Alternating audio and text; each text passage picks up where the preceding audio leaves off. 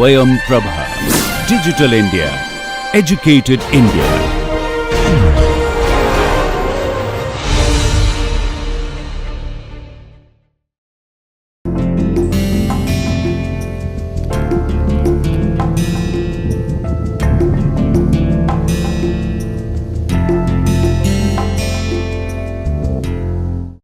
Next, we discuss different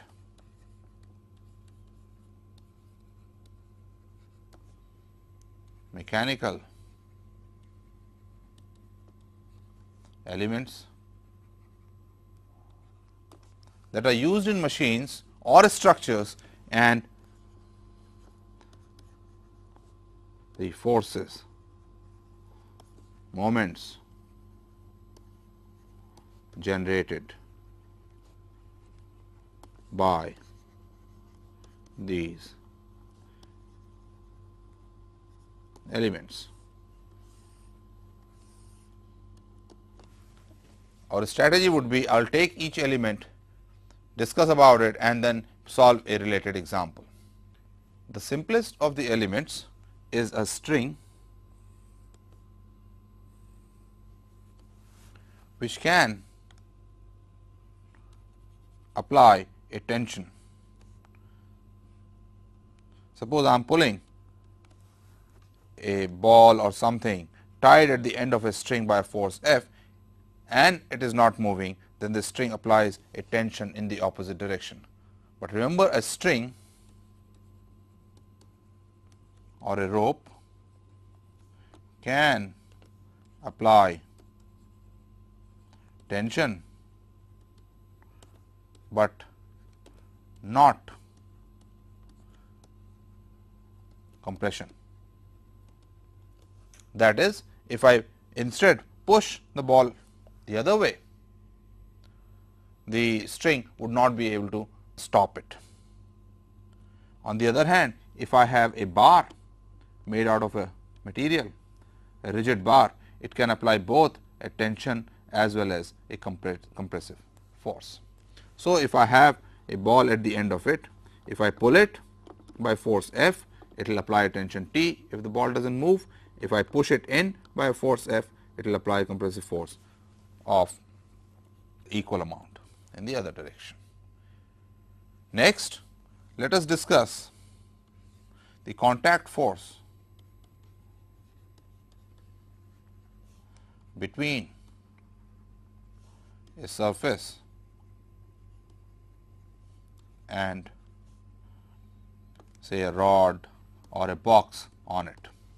So, for example, if there is a smooth surface and there is a rod here which is being pushed or whatever, and there is a box here, the only force a smooth surface can apply is perpendicular to itself, and therefore, it is capable of applying a force on this rod which is perpendicular to itself. Similarly, it is capable of applying a force on the box, may be distributed, may be at the same point, which is perpendicular to the surface. Why is it perpendicular?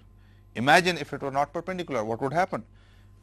Then this box, because of the component parallel to the surface, would start moving by itself. That does not happen, and therefore, we conclude that a smooth surface applies a force perpendicular to itself. On the other hand, if we take a rough surface,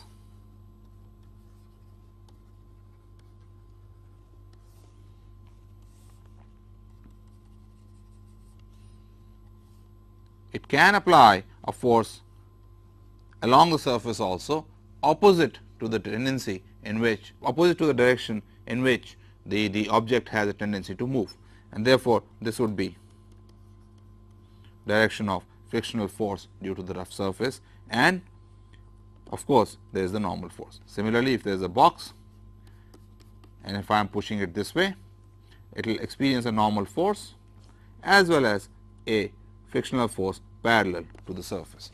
So, a smooth surface applies a force perpendicular to itself, rough surface applies a force which also has a component parallel to the surface. By similar logic, if I have a plank or a rod on an edge, then the force on this plank is perpendicular to the surface of the plank due to the edge. Of course, the direction in this side would not be there. The only direction in which the edge can apply a force on to the plank is in this direction.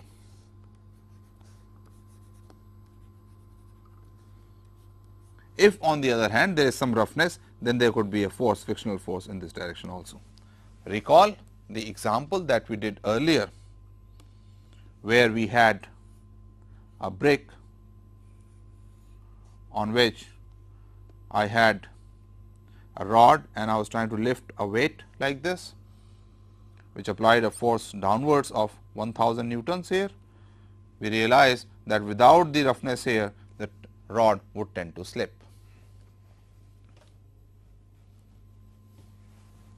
Let me now do one example of this problem. Let us say I want to pull a roller. This is a very standard problem, over a step like this. The height of the step is h, and I am applying a force F in this direction parallel to this, and the weight of the roller is W, the radius of the roller is R. I want to know what force should I apply in order to take this roller over this step. Let us see what all can we do. So, let me make this again. I have this roller on which I am applying a force at the center to the right. This height is h, it is being pulled down by W. Now, the possible forces on the roller, if the corner is rough, is a force like this, frictional force, and a force towards the center, the normal force, then the force that we are applying F, and the weight W.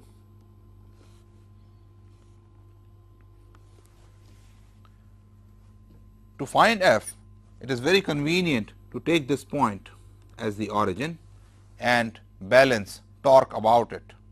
That would straight away give, in order for equilibrium, F times R minus h, because this distance is R minus h, is going to be equal to W times this distance, which if you work out is going to come out to be 2 R h minus h square, and therefore, the force that I apply should be equal to W times square root of 2 R h minus h square over R minus h. That should be enough to take it over the step. What about these forces, the force F and the force N? Let us calculate those also. So, you see now in this problem I am applying the torque equation first and the forces equation later. Let me make this big, and now we see that this force is W times square root of 2 R h minus h square over R minus h. This force is W, this force is N, and there is a force F like this. If I take summation over f x is equal to 0, then the horizontal component of the force F, frictional force, should balance the horizontal forces otherwise applied. So, I find that F, that is the force that we are applying, plus F, let us say this angle is theta. Cosine of theta should be equal to, if this angle is theta, then this angle would also be theta, because this is perpendicular to F and this line is perpendicular to this line. So, it will be minus n sin theta is equal to 0, and similarly for the vertical forces, summation f y is equal to 0 would give me n cosine of theta plus f sine of theta minus w is equal to 0. These two equations are enough to determine small f, the frictional force, and the normal reaction n. Here, since this angle is theta, you can see that this angle is also theta, and therefore, sin theta is nothing but a square root of 2 r h minus h square over r, and cosine theta is nothing but r minus h over r. If we substitute these values in the equations, we find n is equal to w r over r minus h and f is equal to 0. So, this is a very special case where to take the roller over the step, you do not really need any frictional force on the edge. Notice that as r minus h becomes small, n goes up. So, therefore, the normal reaction keeps on increasing as h becomes larger and larger and larger. Compare this with the case that I discussed a while ago and also worked out in detail in the previous lecture, where we had a rod lifting a 1000 Newton weight. In that case, in order that the rod not slip over the edge, we had to apply, or we required, a frictional force on the edge.